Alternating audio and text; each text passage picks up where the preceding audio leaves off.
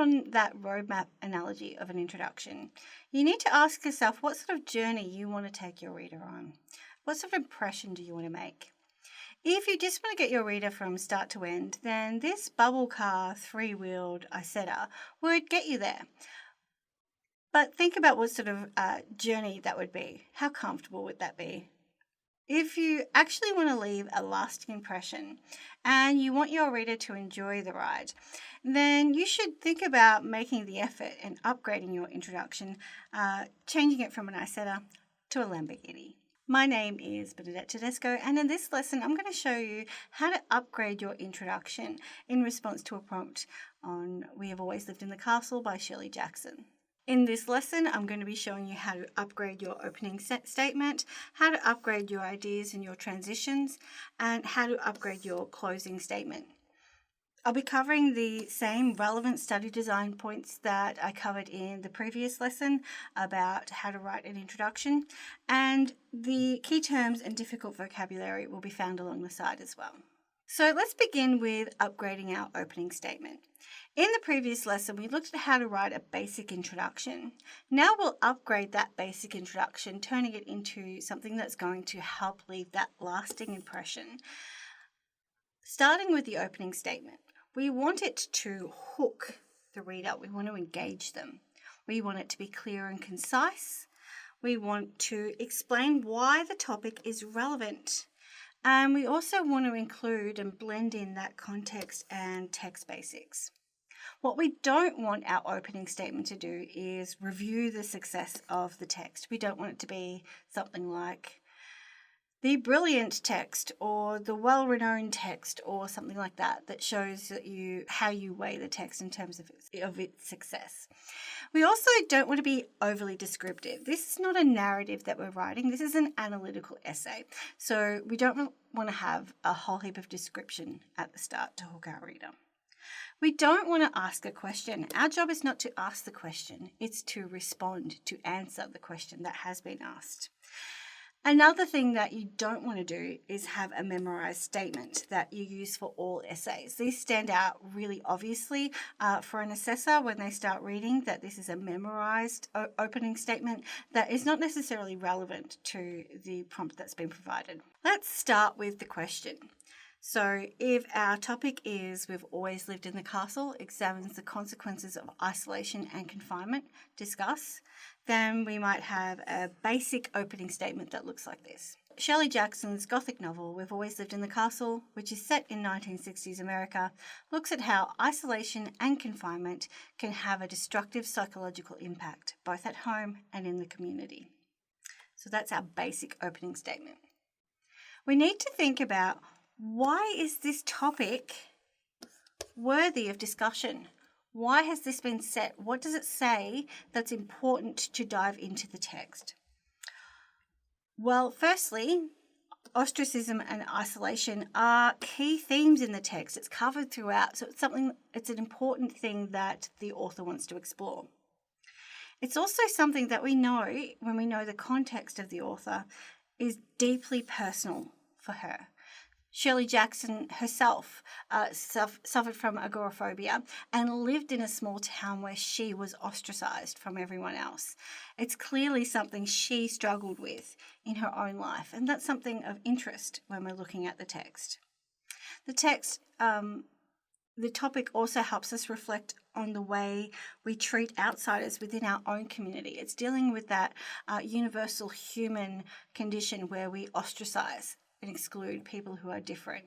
And it makes us reflect on that within our own lives.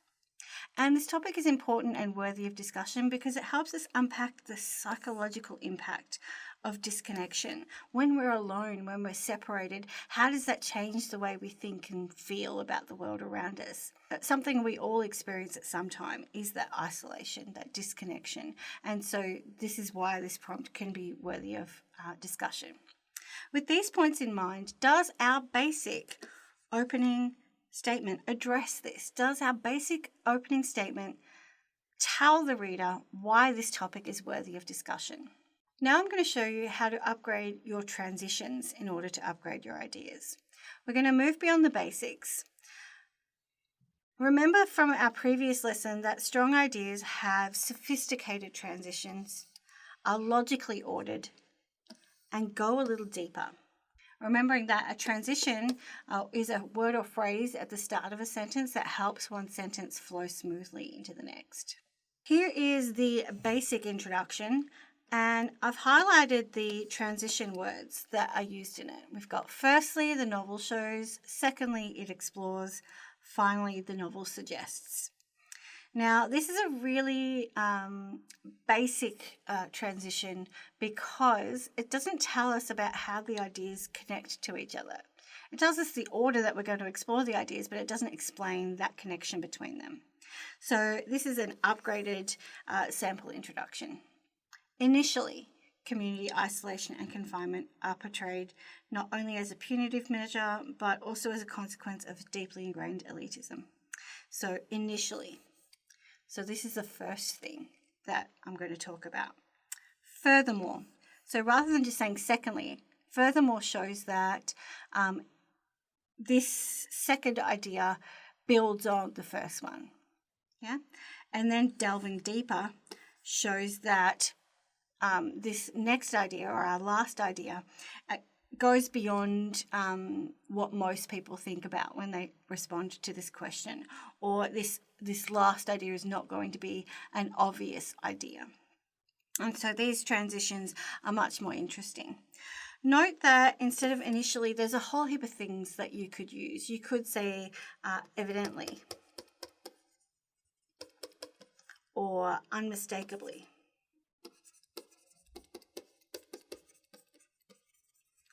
And there are a whole heap of transition banks that you could find online to help you come up with different word choices that you can use instead of furthermore or delving deeper. The next way to upgrade your ideas is to think about the vocabulary that you're using and how you might unpack some of the things in it to explain it a little bit more. So when checking your ideas, you might look for any words that might need explaining or expanding on, or any vocabulary that's a little bit basic. So here's our basic idea one. Firstly, the novel shows community isolation and confinement as a form of punishment and as a consequence of elitism. All right. So I've changed shows because that's a pretty boring opening phrase, and I've turned it to portrayed. Yeah. Instead of saying a form of punishment, a more concise way of saying a form of punishment would be punitive measures. So I've used a thesaurus and I've come up with punitive measures. Sounds perfect. And instead of saying that it's just a consequence of elitism, I've added to that and I've said it's a deeply ingrained elitism. So I've expanded a little bit there and used some really good vocabulary to expand.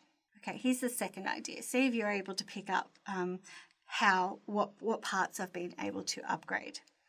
So, secondly, it explores the psychological impacts of isolation. And here I go. Furthermore, the psychological impacts of isolation is multifaceted. I've added here that it's not just an impact, that there are actually a multifaceted, there's a range of impacts. And then I've actually expanded here on what those impacts might be, what those consequences might be, serving not only as a form of remorse, but also as a complex coping mechanism. So I've expanded on the consequences, adding more detail to that idea. And this is the third idea. Finally, the novel suggests that isolating oneself can create a feeling of freedom from social expectations. Now, I wanted to add in here self-imposed isolation. So I've added to the vocabulary there to make it a little bit more specific. It's self-imposed isolation instead of saying isolating oneself. And I've expanded on how it can create that sense of freedom. I haven't just said it creates freedom. I've said that it can give them choice, providing a sense of freedom and control from characters who feel confined by societal expectations. So I've expanded on this feeling of freedom to explicitly say what it is that feeling of freedom means. Looking at your closing statement, this is one way that you can also upgrade your introduction, moving beyond the basics. While it is optional, a closing statement can help round off your introduction, making it feel finished.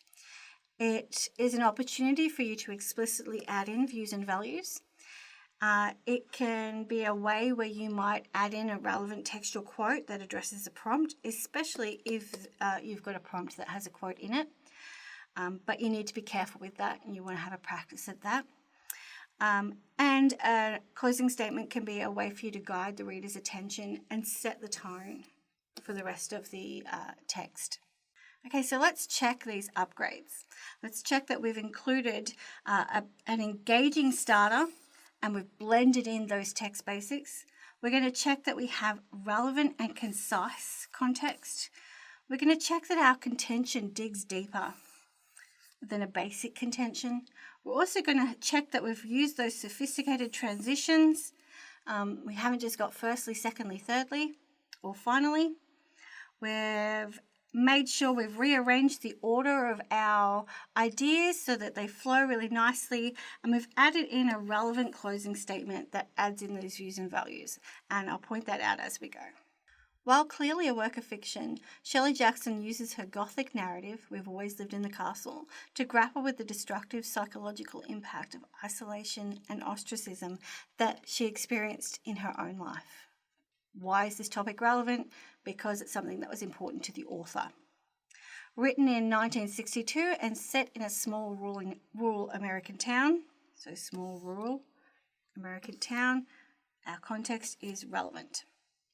The novel also challenges conventional notions that the consequences of isolation and confinement are solely negative. So we can see that this contention digs deeper. We have some really clear transitions that also relate one idea to the next, show how they connect to the next. We've got initially, furthermore, delving deeper, and we've ended with in essence. Initially, community isolation and confinement are portrayed not only as punitive measures, good vocab, but also as a consequence of deeply ingrained elitism, nice vocab, that explains that idea of elitism a little bit more, expands on it. Furthermore, the psychological impact of isolation is multifaceted, serving not only as a form of remorse, but also as a complex coping mechanism. So we've unpacked those negative consequences. We haven't just said they're negative. Delving deeper, the novel suggests that self-imposed isolation can be a deliberate choice, providing a sense of freedom and control for characters who feel confined by societal expectations. In essence, Jackson prompts readers to reconsider traditional views on the repercussions of isolation, highlighting its varied dimensions and potential for empowerment. So we've been able to address all of those things that an upgraded introduction should do in order to make sure our introduction provides the most luxurious journey for our reader. Okay, so let's look at these introductions side by side. We have our basic original introduction and we have our upgraded introduction. Hopefully you can see that our opening sentence here provides a hook for our reader while also establishing why the essay is important. So it doesn't just provide these tick-the-box basics that an opening sentence should include, but it goes beyond it. It upgrades it. Hopefully you also recognize that the context is really relevant, that small town rural America rather than just 1960s America, and that it leads really clearly from one idea to the next with really relevant transitions that help not just show that you're moving from one sentence to the next, but help the sentences flow by showing how they connect, how they're relevant to each other. And finally, hopefully you also recognize the unpacking of the ideas a little bit more to make them clearer, more sophisticated, and have stronger vocabulary throughout. So in summary, some of the key things to note: start off strong, hook your reader. Don't have a memorized opening statement, but have some opportunities in your mind for how am I going to show my reader that this topic is relevant and engaging. Make sure you use relevant transitions that are relational, that they show how one idea connects to the previous one. Improve your ideas through explanations, vocabulary, and explicit connections to the prompt. Make sure that you upgrade those ideas to help get the most out of them. And close your introduction either by noting the author's purpose, their views and values, or if you haven't yet included your contention, this might be where you explicitly put it in. Please join me in our next lesson where I'm going to be talking about how to write topic sentences, and I hope you got a lot out of this.